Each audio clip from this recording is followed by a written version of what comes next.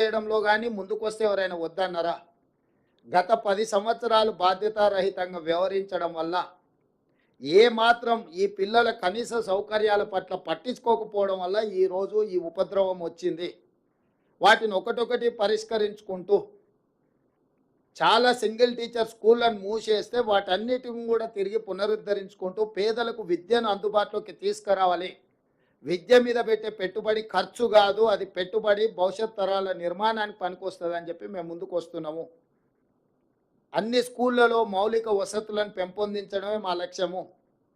ఆనాడు పండిత్ జవహర్లాల్ నెహ్రూ గారు education and irrigation revolution మీద వారు తీవ్రమైన కృషి చేయడం వల్లనే ఈరోజు ఈ దేశంలో ఇన్ని యూనివర్సిటీలు, ఇంతమంది డాక్టర్లు, లాయర్లు, ఇంజనీర్లు, ప్రపంచానికి మేధా సంపత్తిని మనం అందించగలుగుతున్నాం.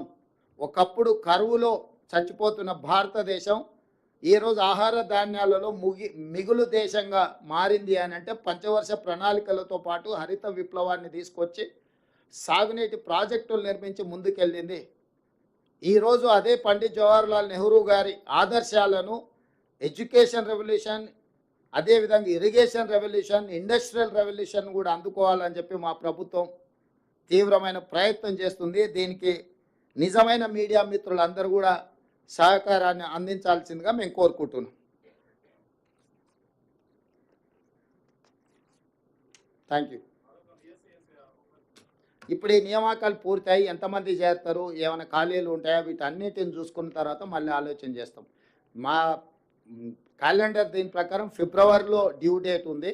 సో ఇప్పుడు ఈ 11,062లో ఏమైనా ఖాళీలు ఉంటాయో అన్నిటికన్నీ నియామకాలు జరుగుతాయా, వీటన్నిటిని కూడా ఒకసారి అంచనా వేసుకొని ఇది నిరంతర ప్రక్రియ.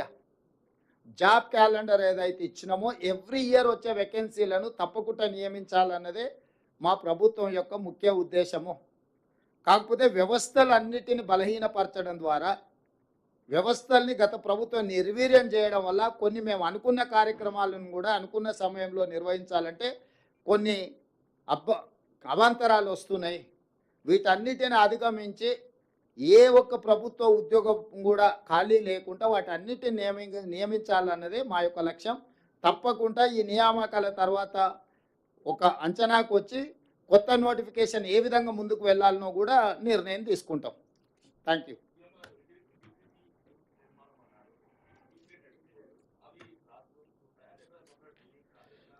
క్లాస్ రూమ్స్ ఉంటాయి, హాస్టల్ ఉంటుంది, టీచింగ్ స్టాఫ్ కూడా అక్కడనే వసతులు ఉంటాయి. టోటల్గా ఇంటిగ్రేటెడ్ అంటే దాంట్లో ప్రతిదీ ఉంటుంది. అంటే ల్యాబ్లు ఉంటాయి, స్టేడియంలు ఉంటాయి, ప్రతి వ్యవస్థ అంటే ఒక ప్రైవేట్ స్టాండర్డ్ క్యాంపస్కి పోతే మీకు ఎన్ని రకాల మౌలిక వసతులు ఉంటాయో పిల్లలకు, ఈ ఎస్సీ ఎస్టీ బీసీ మైనారిటీ పిల్లలకు కూడా ఆ రకమైన మౌలిక వసతులు అన్నిటినీ ఏర్పాటు చేసి వాళ్ళ మధ్య తారతమ్యాలు లేకుండా, ఎందుకంటే ఇది సోషల్ కాజ్కి తయారవుతుంది. ఎస్సీ స్టూడెంట్స్ని అందరిని ఒక దగ్గర, ఎస్టీలను అందరిని ఇంకొక దగ్గర, బీసీలను ఇంకొక దగ్గర, మైనారిటీలను ఇంకొక దగ్గర మనం సంవత్సరాల కొద్దీ విద్యను అందించి వాళ్ళని పెంచడంతో ఒక రకమైన అభద్రతా భావం వాళ్ళ మనసులో పేరుకపోవడానికి అవకాశం ఉంది. వీళ్ళందరూ కలిసి ఉండడంతో మనమంతా ఒకటే అన్న భావన కాకుండా ఒకరి మధ్యలో ఒకరికి ఒక సౌహృద్భావమైన వాతావరణం వస్తుంది.